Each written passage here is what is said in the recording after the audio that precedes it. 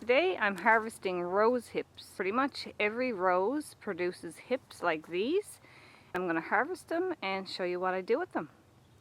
So it's pretty simple to harvest rose hips. You just pick them like you would any other fruit. Just pick them here off the rose bush.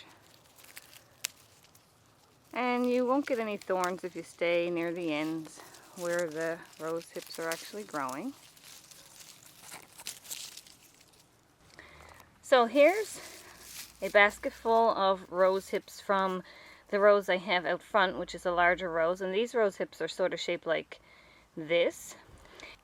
And rose hips can come in many different shapes. I also collected some rose hips earlier on in the year that were more of a donut shape. And also these little tiny wild roses produce little tiny hips, and they can be used in the same manner, so you can pick these off as well.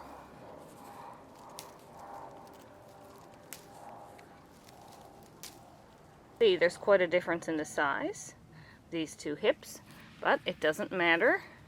As long as it's a rose bush, you can harvest the hips off of it. There we go. So here's some from a larger rose that I gathered earlier on, and these are the ones I'm gathering today. Quite a different shape, as well as these from the little wild rose, and all three are edible. Okay, so how I dry my rose hips for using for later on in the winter for tea is I just place them in the largest possible colander or a basket, and if there's too many piled up on top of one another, I'm going to want to separate them into a couple of baskets. Want to let that air go all the way through them as much as possible. So if you have a more shallow basket, I do have some wicker baskets, but they're being used for other things right now. You can just put them in a shallow basket and then plunk them in a sunny window. Now you should always harvest any fruits or herbs on a dry day if possible, because they will have less moisture in them to dry out if you're using them for drying. But you can use them fresh as well. You will have to prepare them to use them fresh if you wanted to make a jelly or any other recipe like a syrup out of them. So if you want to prepare your rose hips for fresh eating, to eat fresh or to make jams or jellies out of, and you want to keep the pulp, because you can just pop them in a pot like they are and then strain it out after, but you'll lose a lot of pulp. What you're going to do is just pinch off this little top part. You don't need to do this if you're drying them for tea, because none of this is poisonous at all. It's just not very palatable in your mouth. So, and then you're going to see it's a little hollow there.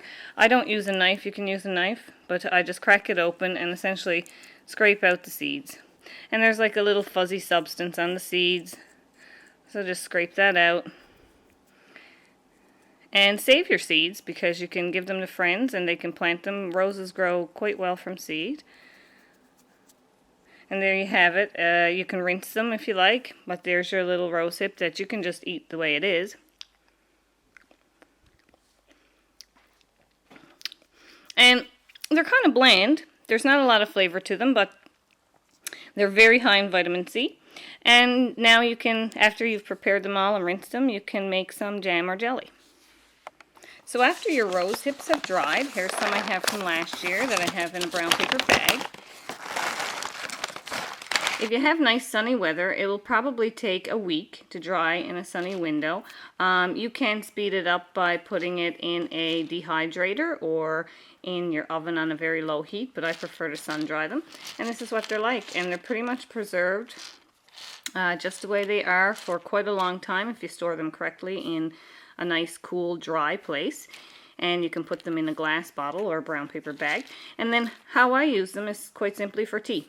So I just pop a little handful of these in a cup of tea, and I might add some cinnamon or maybe a couple of slices of apple to sweeten it up, and give you a great boost of vitamin C during the winter, just to have a cup of rosehip tea from your own harvested rose hips that you've dried yourself, and it's fantastic.